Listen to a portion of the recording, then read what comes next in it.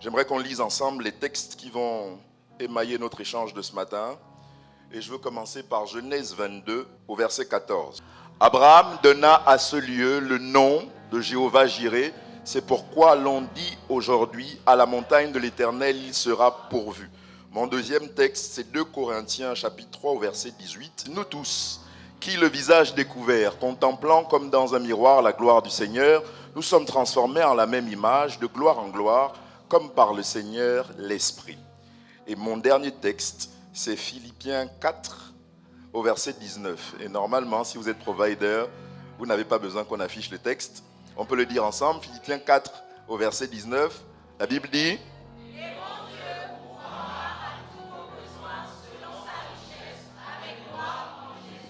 Amen. Tu peux acclamer le Seigneur et prendre place, s'il te plaît. Le thème de notre conférence annuelle, et qui est d'ailleurs le thème qui va nous accompagner tout au long de cette année, c'est « Avec gloire ». Et parce que nous voulons nous assurer de tirer tous les nutriments contenus dans les interventions de nos hôtes de marque, nous avons choisi de rester encore un peu de temps, d'insister encore sur les messages qui ont été apportés par les différents orateurs que nous avons reçus durant Jireh. Et donc ce matin, pour initier ce processus de rumination, le thème au cours duquel nous allons échanger, c'est « Pour sa gloire ». Et normalement, quand je dis « pour sa gloire », ceux qui étaient là à Jireh, il y a une phrase phare qui remonte dans votre esprit. Cette phrase, c'est « Toute gloire est gloire à cause de son histoire ». C'est le révérend Gaylor Lukama qui a dit ça. Il l'a dit alors qu'il nous parlait du canevas prophétique de la gloire et il nous a expliqué qu'en arrière-plan de notre histoire glorieuse, il y a une histoire moins glorieuse. En arrière-plan de la résurrection de Lazare, il y a la mort de Lazare. En arrière-plan de cette Sarah, qui connaîtra à 90 ans la joie d'être mère pour la première fois, il y a la Sarah stérile qui était incapable d'enfanter. Le canevas de la gloire. Et je me suis demandé pourquoi Dieu fait ça. Est-ce qu'on est vraiment obligé d'en arriver là à chaque fois? Est-ce que ce n'est pas possible de faire plus simple? Est-ce que Lazare était vraiment obligé de mourir? Est-ce que Pénina était vraiment obligée de subir toutes les... Anne était obligée de subir toutes les meurtrissures de Pénina avant d'avoir enfin Samuel?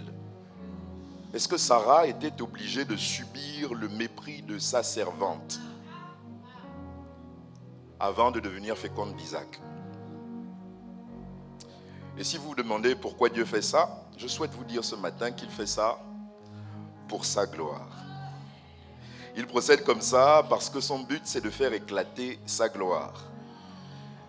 Et pour vivre la gloire, il y a un chemin que nous devons emprunter. Nous devons suivre un processus, être d'accord d'adopter un processus qui nous mène jusqu'à la gloire. C'est le canevas prophétique de la gloire dont nous parlait le docteur Gaylor Lukama.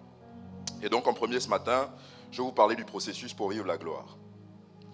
Et la première chose que je souhaite vous dire ce matin, parce que je vais vous faire gagner du temps, c'est que tous les résultats que vous obtiendrez en dehors de ce processus ne comptent pas. Abraham et Sarah ne savaient pas, ils ont perdu du temps. Vous n'êtes pas obligés puisque vous avez cette information. Si c'est la gloire de Dieu, si c'est de la gloire de Dieu qu'il s'agit, celui qui veut l'expérimenter doit savoir que ce lien est conditionné par le fait de respecter le processus.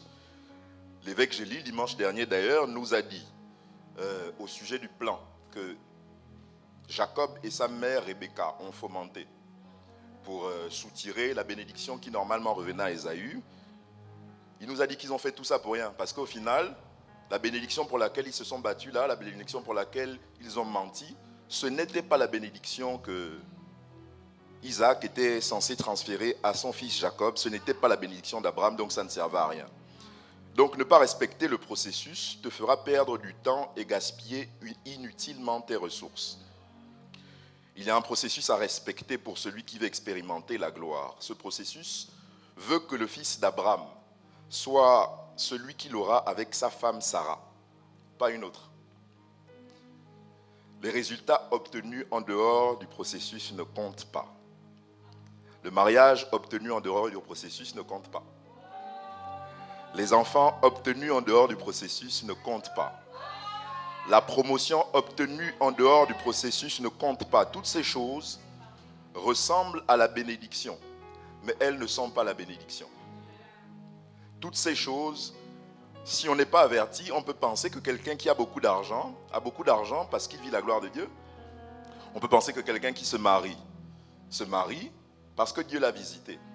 À s'y méprendre, si on ne sait pas si ces gens respectaient le processus, on peut penser que c'est la bénédiction. Mais Dieu ne nomme pas ces choses ainsi. D'ailleurs, Dieu ne les nomme pas tout court. C'est comme si pour lui, ces choses n'existaient pas. Il ne sait pas exactement de quoi il s'agit. Pourquoi je dis ça? Si vous avez lu le texte, vous vous êtes rendu compte qu'à aucun moment, Dieu ne mentionne le nom d'Ismaël. À aucun moment, Dieu ne considère que Ismaël est l'enfant d'Abraham. Est-ce que vous avez déjà réalisé ça? Sarah est redevenue lucide après avoir eu son fils Isaac.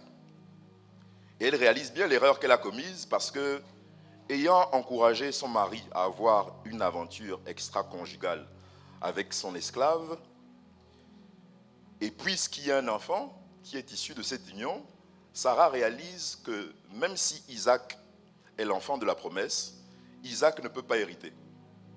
Parce que Isaac n'est pas le plus grand. Isaac n'est pas l'aîné. Et dans la loi hébraïque, l'héritage revient de droit à celui qui est l'aîné. C'est d'ailleurs pour ça que Jacob a fait ce qu'il a fait au sujet de son frère Ésaü.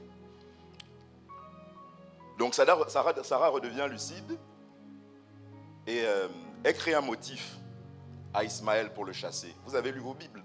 Vos Bibles vous disent que c'est parce que Ismaël a ri que Sarah a décidé que c'en était trop, il ne pouvait plus rester là, il fallait qu'on le chasse. Vous trouvez ça normal? Est-ce qu'on ne peut plus rire dans la vie? Est-ce que c'est pas possible de rire tout simplement? Donc c'est un motif. Sarah dit à son mari que le mal qui m'est fait retombe sur toi. Ah, Sarah. Comme si elle ne se souvient pas que c'est elle qui a dit comment il fallait obtenir Ismaël. Que le mal qui m'est fait retombe sur toi. Et puis de toute façon, l'enfant de cet esclave n'héritera pas avec mon fils. Chasse-la, elle est son enfant. Sarah dit ça à son mari, et la Bible nous dit qu'Abraham est dérangé. Il est irrité à cause de son fils. Parce que Abraham pensait que Ismaël c'était son fils. Et dès que la Bible dit ça, Dieu intervient. Nous sommes en Genèse au chapitre 21, et je vais lire au verset 12, c'est la suite de l'histoire. Mais Dieu dit à Abraham, que cela ne déplaise pas à tes yeux à cause de l'enfant de ta servante. Accorde à Sarah tout ce qu'elle te demandera, car c'est d'Isaac que sortira une postérité qui te sera propre. Je ferai aussi une nation du fils de ta servante, car il est ta postérité. Si vous faites attention, ce texte est bizarre. Parce que normalement, Ismaël est censé être l'enfant d'Abraham. Mais Dieu n'en parle pas en ces termes-là. Que cela ne déplaise pas à tes yeux à cause de l'enfant. Il ne dit pas à Abraham à cause de ton enfant. Et si vous pensez que c'est juste une tournure, que Dieu ne sait pas utiliser les pronoms possessifs, lisez le reste de la phrase. Que cela ne te déplaise pas, que cela ne déplaise pas à tes yeux à cause de l'enfant et de ta servante. Donc Agar, c'est la servante d'Abraham. Ismaël, c'est l'enfant. C'est juste un enfant comme ça. Je vous ai dit que Dieu ne nommait même pas Ismaël. Accorde à Sarah tout ce qu'elle te demandera, car c'est d'Isaac que sortira une postérité qui te sera propre. Je ne sais pas ce qu'on peut dire de la postérité qui sortira d'Ismaël. Je vous en laisse la responsabilité. Si celle d'Isaac est propre. Mais je ferai aussi une nation du fils de ta servante, car il est de ta postérité. La Bible nous a dit avant que Abraham a été irrité à cause de son fils. Quand Dieu vient pour replacer les choses dans leur contexte, il dit deux choses à Abraham. Au sujet de cet enfant, un, ce n'est pas ton fils, c'est le fils de la servante.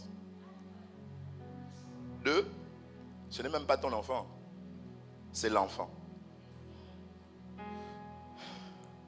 Et vous pouvez dire que je me base sur un seul texte pour tirer la conclusion que Dieu ne considère pas Ismaël comme l'enfant d'Abraham. Mais je vous propose de lire un autre. C'est toujours en Genèse 22 et je vais lire à partir du verset 15 cette fois-ci. Abraham a obéi à Dieu et il a chassé la servante et l'enfant.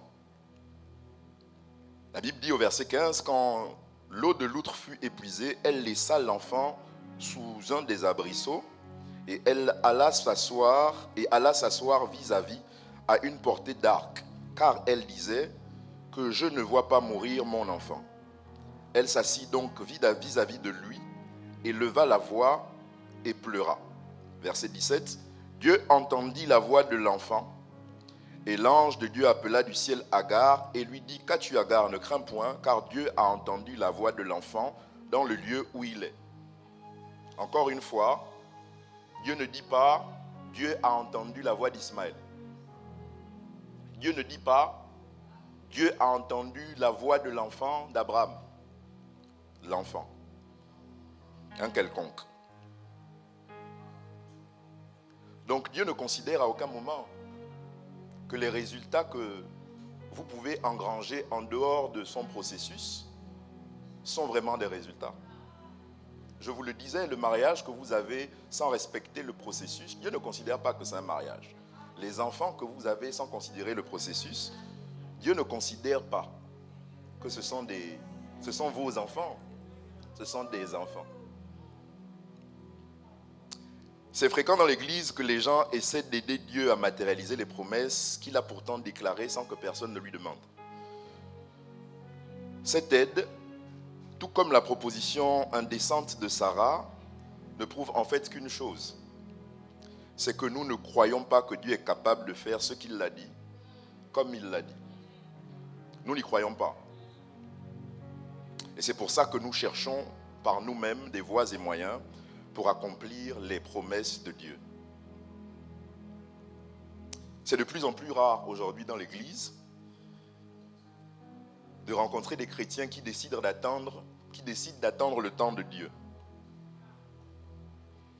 Où sont les sœurs qui sont capables encore de dire, peu importe le temps que ça va prendre, s'il faut rentrer dans le mariage, je rentrerai par la bonne manière. Qui sont les chrétiennes qui sont encore d'accord malgré le fait que l'âge de procréer est en train d'avancer pour être dépassé et qui ne disent pas à leur pasteur, bon, moi j'ai donné à Dieu son temps, je lui ai laissé un délai, au bout de ces délais-là il ne s'est rien passé, donc maintenant je prends les choses en main. Combien de chrétiens sont encore d'accord pour attendre, pour vivre le processus, même si c'est compliqué, même si ce processus-là fait en sorte que pour avoir un enfant, Abraham doit aller vers une Sarah un peu compliquée. Un peu compliqué, c'est vrai que... Vous savez bien de quoi je parle, Sarah a 90 ans. Je ne sais pas, quelle femme de 90 ans, si on se dit sincèrement les choses, est encore désirable pour son mari. Ce que je vais vous faire réaliser, c'est que il y aura certainement des gênes, il y aura certainement de l'inconfort à attendre le temps de Dieu. Mais c'est la seule manière pour nous d'expérimenter l'accomplissement des promesses de Dieu. Tout le reste ne compte pas.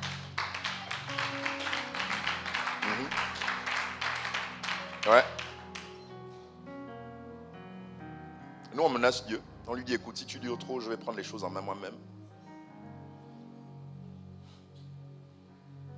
Je me suis demandé à quel moment Sarah a su que c'était la pratique à l'époque que ton mari aille avec une autre femme, que cette femme accouche dans tes bras et que cet enfant devienne ton enfant. Je ne pense pas que Sarah a eu cette information après que Dieu soit venu leur dire « vous aurez un enfant ». Je crois qu'elle est au courant de ça depuis. Elle savait que l'une des techniques qu'on peut utiliser pour avoir un enfant, c'est que mon mari me soit infidèle, qu'il ait un enfant avec une autre femme et que cet enfant-là, moi, j'essaie de l'appeler mon enfant. Sauf que Sarah n'a jamais proposé ça à Abraham avant que Dieu ne vienne lui dire qu'il aura un enfant. Et donc, ceux qui donnent des ultimatums à Dieu, encore une fois ce matin, je vais vous faire gagner du temps. Faites déjà ce que vous avez décidé de faire. Ça ne sert à rien de lui dire dans 2 ans, si je ne me marie pas, je vais me débrouiller moi-même. Va déjà te débrouiller. Parce que on ne donne pas d'ultimatum à Dieu.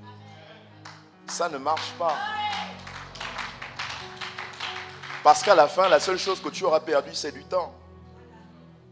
Combien de gens sont venus dans l'église, ont investi 10, 15, 20 ans de leur vie pour retourner ensuite à une vie totalement différente de l'église? Ils ont fait quoi s'ils n'ont pas perdu leur temps? Il fallait qu'ils fassent exactement comme ils voulaient depuis le départ. Gagnons en temps, gagnons en temps, gagnons en temps.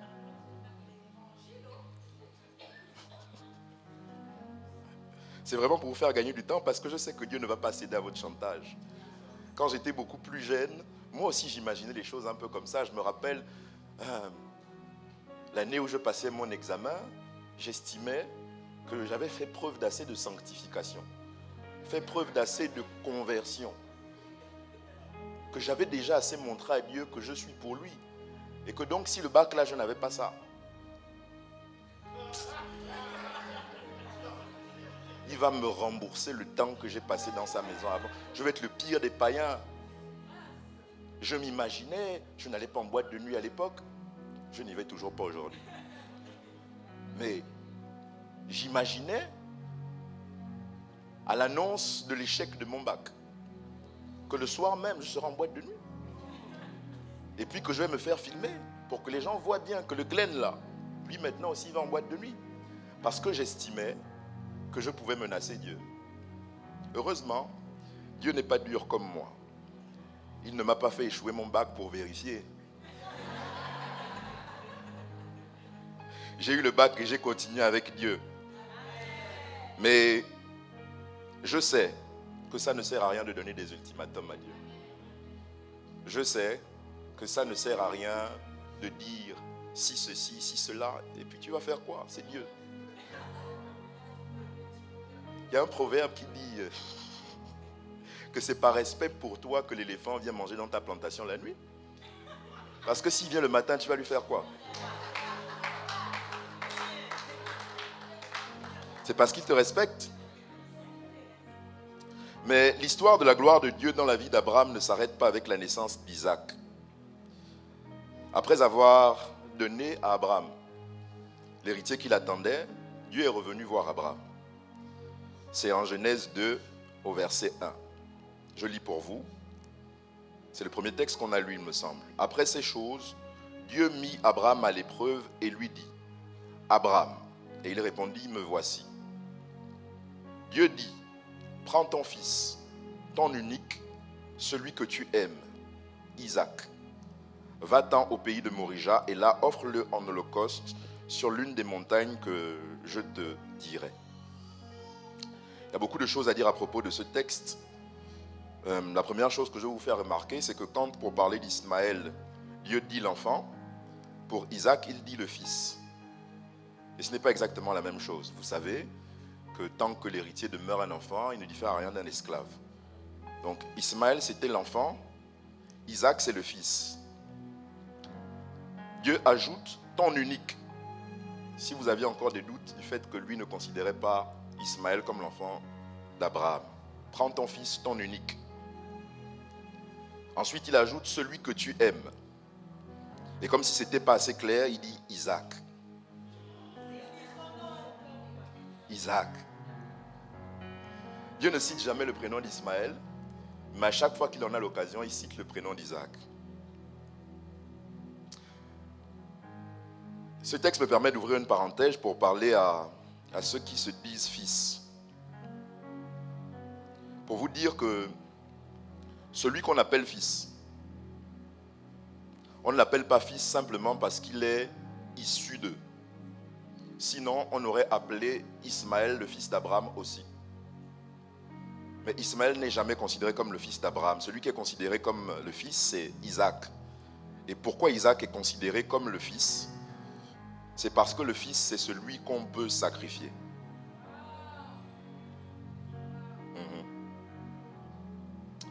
Celui qu'on appelle fils, c'est celui qu'on peut sacrifier.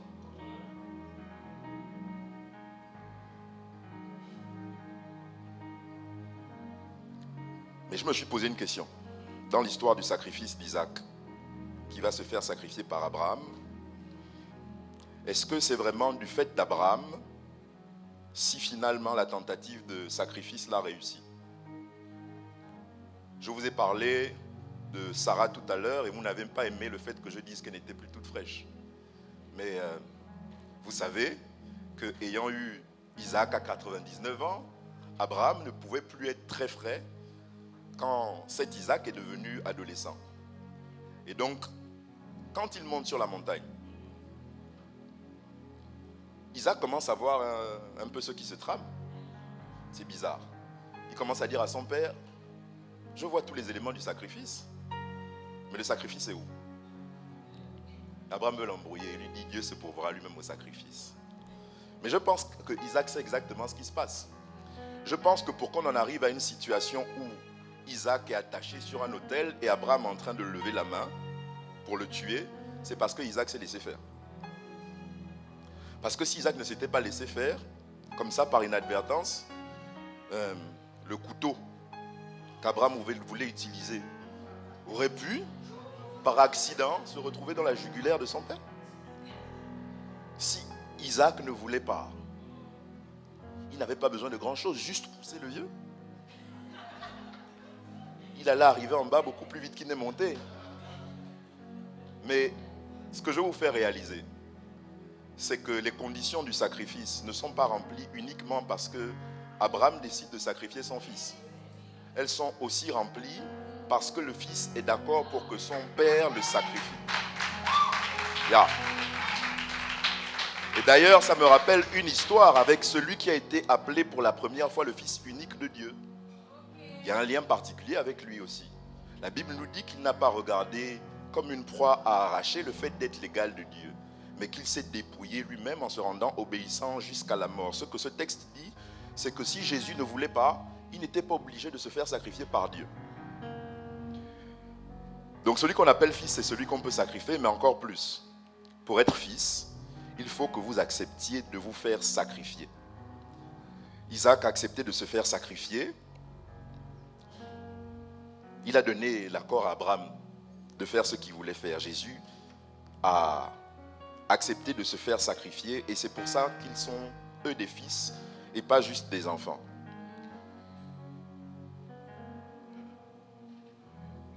Et je voulais fermer ma parenthèse sur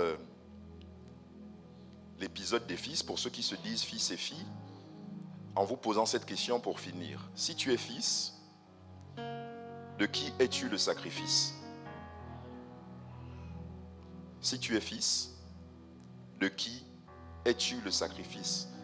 Il ne suffit pas que Abraham soit le géniteur d'Ismaël pour que Ismaël soit considéré comme son fils. Il ne suffit pas que tu sois venu à la foi, que tu aies été entretenu par le ministère de l'évêque Gélil pour être considéré comme son fils. Si tu es fils, de qui es-tu le sacrifice? Je ferme ma parenthèse. Donc Dieu demande à Abraham de lui sacrifier Isaac. Et encore une fois, je me suis demandé pourquoi Dieu fait ça. Pourquoi avoir donné Isaac à Abraham si c'était pour le lui redemander? Je vous ai parlé du processus pour vivre la gloire, mais il y a aussi un processus que l'on doit respecter pour celui qui a déjà vécu la gloire et qui veut se maintenir dans cette gloire. Il y a un processus pour ceux qui n'ont pas encore expérimenté la gloire et qui veulent l'expérimenter. C'est le premier dont on a parlé. Le deuxième, c'est pour ceux qui ont déjà vécu la gloire et qui veulent se maintenir à ce niveau-là. Et là, je commence à faire un lien avec les textes que j'ai lus au début. Le premier que je vais citer, c'est 2 Corinthiens 3 au verset 18. Ce texte qui dit, que vous connaissez, « Nous tous qui, comme dans un miroir, contemplons la gloire du Seigneur, nous sommes transformés en la même image, de gloire en gloire, comme par le Seigneur l'Esprit. » Et je pensais vraiment que j'avais compris ce texte, jusqu'à ce que je le relise et que je me rende compte que ce n'était pas clair. Je pense que vous aussi, vous pensez que vous comprenez ce texte, mais que je vais vous déranger dans la compréhension que vous en avez. Ce que ce texte dit, c'est que la gloire, c'est une affaire de reflet. On contemple la gloire de Dieu et nous sommes transformés en la même image, de gloire en gloire. Sauf que si vous n'avez pas fait attention, dans cette histoire, il est question d'un miroir. Et là, je commence à vous déranger.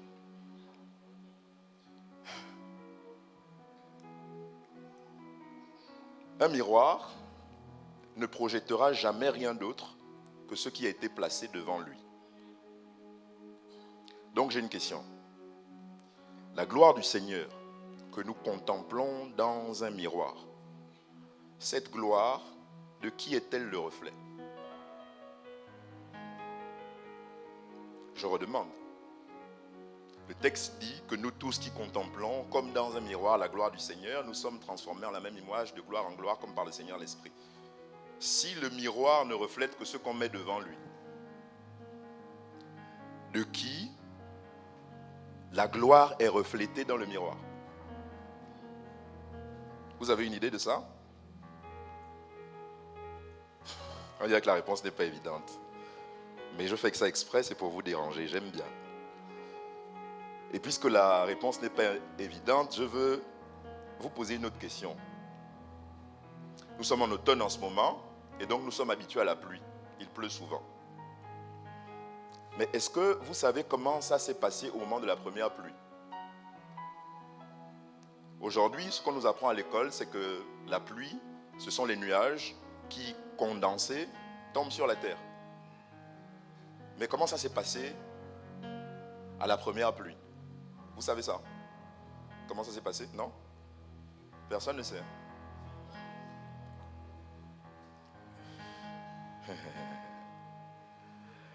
Lors de la première pluie, l'eau n'est pas venue du ciel. L'eau est partie de la terre pour monter.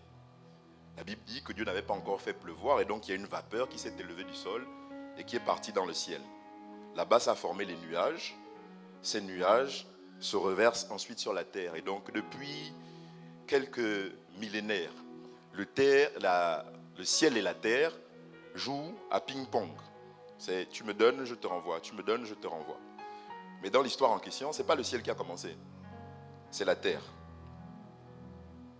Et donc ma question que je voulais vous poser, c'est qui a donné à Dieu, c'est qui a donné, c'est trop facile, c'est qui a donné à la terre la première eau qu'elle a fait monter vers le ciel? Je vous ai dit, c'est qui a donné à la terre la première eau qu'elle a fait monter vers le ciel? C'est Dieu, mais c'est bon, j'ai raté mon truc, c'est pas grave. C'est Dieu, parce que la Bible nous dit que c'est Dieu qui a fait monter la vapeur.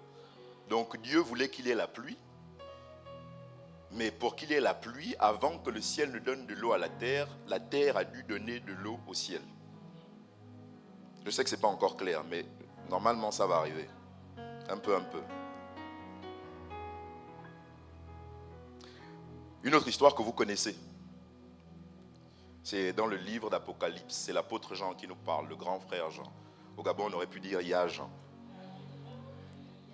Il y a Jean qui nous parle de 24 vieillards qui sont au ciel. Et la particularité de ces vieillards, c'est qu'ils sont autour du trône et leur seul but, c'est de rendre la gloire à Dieu.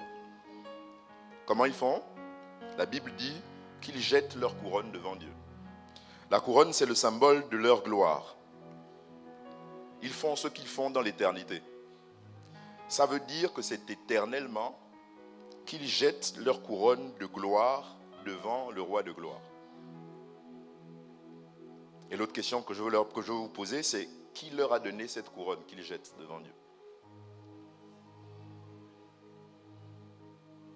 De manière logique, c'est Dieu. On est dans le royaume de Dieu. S'il y a des gens là-bas qui sont couronnés, c'est certainement Dieu qui leur a donné la couronne là. Et oui, c'est Dieu qui leur a donné la couronne, mais ils sont d'accord pour rendre à Dieu la gloire qu'il leur a donnée. Exactement comme Abraham était d'accord de rendre à Dieu la gloire que celui-ci lui avait accordée en lui donnant Isaac. Ça me permet de te dire que Dieu ne te demandera jamais ce qu'il ne t'a pas déjà donné. Si Dieu te demande quelque chose, c'est qu'il s'est déjà assuré de te l'avoir donné. Le corollaire de cette phrase, et ça vous n'allez pas aimer, c'est que Dieu vous redemandera toujours tout ce qu'il vous a donné. Je redis, Dieu vous redemandera toujours tout ce qu'il vous a donné. C'est pour ça qu'il a donné Isaac à Abraham, mais quelque temps plus tard, il vient lui dire, celui-là que tu aimes, ton avenir, donne-le-moi. Et il y avait une question qui était en suspens du coup. Vous vous en rappelez? C'est le reflet de qui est dans le miroir? Je disais que la gloire, c'est une affaire de reflet. Et donc, tu reçois ce que tu projettes. Donc, le miroir renvoie une image de toi.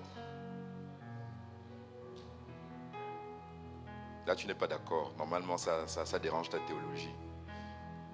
Si on est d'accord avec le fait que ce devant quoi on est, c'est un miroir, ça renvoie forcément le reflet de la personne qui est devant. Le texte ne dit pas ce tableau devant lequel on se place qui nous change, c'est un miroir. Donc le miroir envoie une image de toi. Ça veut dire que ce qu'on voit dans le miroir, c'est une gloire que Dieu t'a déjà accordée. Et le principe de se mettre devant le miroir, c'est justement exactement la même chose que le ciel et la terre font avec l'eau. Je suis devant un miroir, je projette une gloire et la gloire est projetée vers moi en retour. Le miroir envoie une image de toi, ça veut dire que la gloire qu'on voit dans le miroir, c'est une gloire que Dieu nous a déjà accordée et alors que nous sommes d'accord de la lui rendre, il envoie vers nous une gloire beaucoup plus grande. Ça veut dire que Dieu t'a déjà investi de gloire. Il attend que tu la lui rendes pour t'en donner une autre plus grande. Ouais. Pour simplifier, la gloire, c'est juste une histoire de reflet. Je reçois en fonction de ce que je donne. La gloire exige des sacrifices. Mais la gloire récompense toujours le sacrifice. Je suis en train d'arriver à la fin de ce que je voulais partager avec vous. Le sacrifice, c'est le moyen par lequel nous rendons à Dieu ce qu'il nous a donné. C'est pour ça que Dieu demande à Abraham son fils unique, celui qu'il aime. Et toi, comme tu es chrétien, quand tu as entendu sacrifice, tu t'es certainement dit, ah, encore l'argent. Mais permets-moi de te dire ce matin que Dieu ne veut pas de ton argent. Bon, il faut que j'arrange vite, je suis encore en période probatoire. Si je veux que ça prospère, je ne dois pas dire ça comme ça. Je redis donc, Dieu ne veut pas que de ton argent. C'est d'ailleurs pour ça que le texte dit, tu n'as voulu ni sacrifice, ni holocauste, mais tu m'as formé encore. Ce que Dieu attend de toi avant tout ce que tu possèdes, c'est ce que tu es. Ouais. Avant ton argent, avant ton énergie, avant ton talent, avant toutes ces choses que tu peux donner, ce que Dieu veut, c'est toi. D'ailleurs, c'est ça qu'il dit dans le livre d'Apocalypse, quand on fait les reproches aux églises. On dit qu'on les a trouvés performants. On dit qu'on les a trouvés efficaces. Mais ils ont oublié là où ils ont commencé. Donc Dieu ne veut pas les œuvres s'il n'a pas le cœur de celui qui pratique ses œuvres. Dieu ne veut pas l'argent s'il n'a pas le cœur de celui qui donne cet argent. Dieu te veut toi. Nous sommes des providers. Et nous devons garder à l'esprit que c'est à la montagne du sacrifice qu'il sera pourvu. C'est lorsque nous sommes d'accord pour lui sacrifier que nous avons des résultats beaucoup plus glorieux. C'est alors que nous décidons de lui rendre la gloire qu'il nous a confiée en premier, que nous expérimentons une gloire encore plus grande. C'est à la montagne du sacrifice que Dieu pourvoit. Lorsqu'Abraham et son fils montent ils ne sont pas au courant qu'en haut là-bas, Dieu va faire quelque chose. Donc quand ils montent, ils sont déterminés l'un à tuer l'autre. Abraham a tué Isaac. Ils montent pour offrir leur sacrifice, ils montent pour offrir Isaac. Ce qu'Abraham a de plus cher, ce qu'il aime le plus, je vous l'ai dit, Isaac représentait l'avenir d'Abraham. Et aujourd'hui encore, Dieu te demande de sacrifier ce que tu as de plus cher, ce que tu aimes le plus, ce que tu chéris le plus. Toi. Oui. Toi. Tu es celui que tu aimes le plus. Des fois, tu veux te bercer en te disant c'est ma mère que j'aime le plus au monde, en disant que ce sont mes enfants qui sont mon tout, mais ce n'est pas vrai. Tu es la personne que tu aimes le plus au monde. Tu es la dernière personne à laquelle tu penses quand tu es sur ton lit pour te coucher, et tu es la première à laquelle tu penses quand tu te lèves le matin. Tu es donc la personne que tu aimes le plus. C'est d'ailleurs pour ça que le texte ne nous dit pas tu aimeras ton prochain comme tu aimes ta mère. Le texte ne dit pas tu aimeras ton prochain comme tu aimes ton enfant, comme tu aimes tes amis, comme tu aimes tout ce que tu prétends aimer là. Le texte dit tu aimeras ton prochain comme toi-même. C'est pour ce qui te concerne qu'on est sûr de l'amour. Puisque tu t'aimes autant, puisque tu es la personne que tu aimes le plus, tu es donc celui que Dieu veut. On peut être certain d'une chose, c'est que tu t'aimes vraiment. Et Dieu veut te prendre quelque chose que tu aimes. Donc pour ne pas se rater, il faut qu'il te prenne toi. Celui dont on peut être certain que tu l'aimes vraiment, c'est toi. Et c'est pour ça que Dieu te veut toi. Dieu veut quoi? Dieu veut toi. Que Dieu bénisse sa parole.